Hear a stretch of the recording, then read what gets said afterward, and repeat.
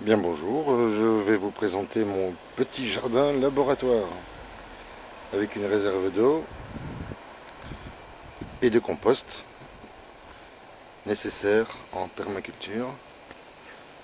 Un compost qui mature depuis maintenant quelques semaines et qui sera fort utile au printemps pour démarrer le jardin. Alors dans ces tonneaux, nous avons du purin d'ortie et du purin de prêle qui seront les compléments nécessaires en azote pour nourrir les buts. Alors ça, c'est un test que j'ai réalisé dans une cage en acier où j'ai planté de l'ail. Alors tout le monde me disait que ça ne fonctionnerait pas. Résultat des courses, l'ail a maintenant 1, 2, 3, 4 et 5 feuillages. Lorsqu'elle en aura 8, elle sera prête à être consommée. Donc voilà, donc c'est ce qu'on appelle une butte sandwich, réalisée sur une base de compost avec une dizaine de couches en alternance, en mélangeant systématiquement le compost, enfin non, des éléments carbonés et des éléments azotés. Donc des engrais verts naturels et des engrais secs type paille ou feuille morte. Alors on poursuit avec une deuxième butte test. Celle-ci c'est une butte lasagne.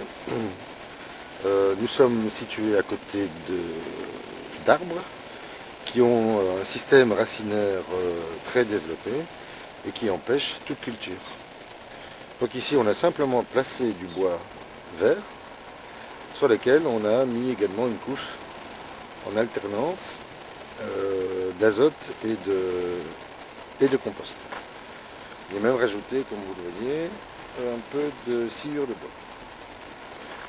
Là-dedans nous avons du blé mûr, de l'ail, de l'oignon, de l'échalote. Nous avons des tentatives désespérées pour certains petits pois de grandir. On a des micro-choux. Et ici les choux sont en train de se développer. Choux blancs et choux brocoli.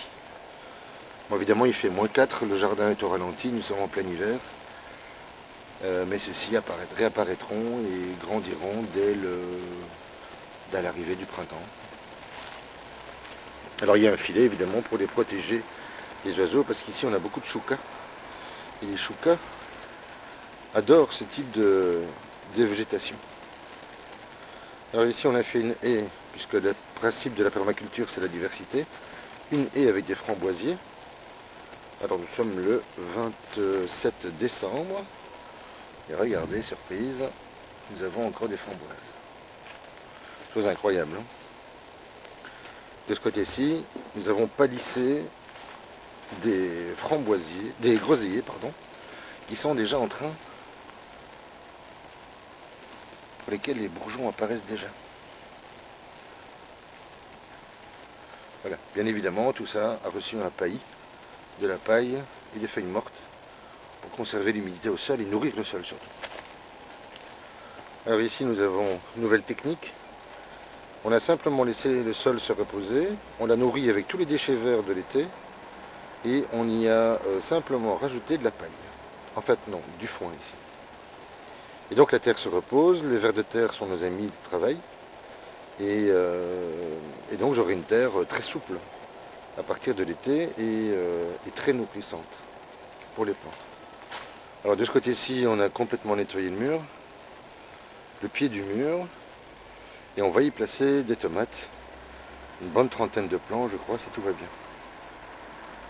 Autre expérience, alors là c'est une invention, c'est une butte dans laquelle on y a mis du bois mort, qui servira d'éponge, donc restituera l'eau en été. Et puis on y a mis du bois brisé, ce sont des morceaux de grume. Ensuite un compost de fumier de cheval, à base de fumier de cheval. Et puis de la paille, du foin, et puis des feuilles, et enfin de la paille. Mais ça c'est vraiment un test pour cette année-ci. Alors ça je vous montre un truc tout simple. Ça c'est une poubelle en réalité. Donc je la place au coin du terrain. Et chaque fois que j'ai les déchets verts, je peux les mettre à l'intérieur. C'est hyper simple. Ça ne coûte rien. La poubelle est ventilée et donc l'air circule, ce qui augmente la dégradation des matériaux avec l'aide de la pluie. Vous voyez, c'est une butte totalement expérimentale qui fait à peu près 8 mètres de long et qui, j'espère, nous apportera de beaux résultats. Alors ici à l'avant, on peut voir, bon, j'ai planté du kiwi, j'ai planté de l'avocatier. Normalement, l'avocatier ne devrait pas pousser. Mais ici, j'ai repiqué des navets. On m'a dit que ça ne fonctionnerait pas.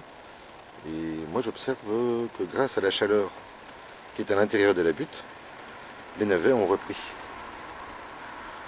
Alors j'ai déjà quelques levées, des levées de pois.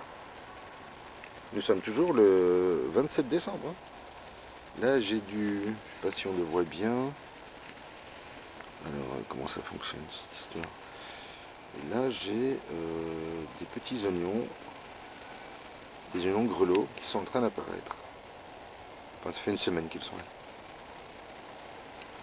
Alors, je poursuis dans la butte. Bon, il faudra évidemment l'observer à partir du début du printemps. C'est là que elle nous démontrera son efficacité ou pas. Alors, voilà, j'ai une arrivée d'oignons. J'en ai encore là. Des jeunes oignons. Ils sont en train de se familiariser avec le sol. Il vaut mieux éviter de les repiquer. Il faut qu'ils ils sont beaucoup plus vivifiés, beaucoup plus résistants s'ils ont été plantés directement dans le sol. Alors on va poursuivre l'autre expérience puisque c'est un jardin expérimental. Ici nous avons réalisé deux buts simples. Le premier lit est constitué donc directement sur l'herbe. Et ici nous avons placé du feuillage carboné, donc des feuilles mortes. Ensuite nous avons mis un mulch qui est un broyat associé avec de la matière organique.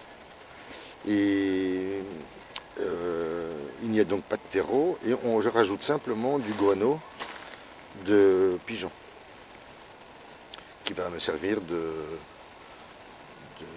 base pour réaliser la butte. C'est toute la matière azotée qui est nécessaire dans un jardin.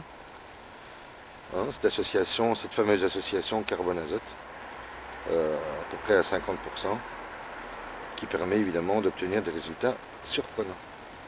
Alors comme on peut le voir, il y a des petits pois, il y a du maïs, et le maïs me servira de tuteur.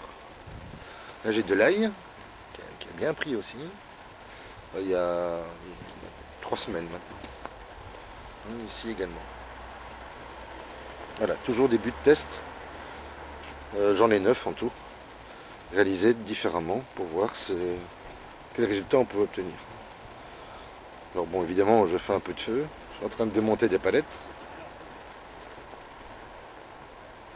Et ici, nous avons un carré constitué de palettes dans lesquelles nous avons placé des fraisiers en association avec de l'ail, qui est un répulsif naturel.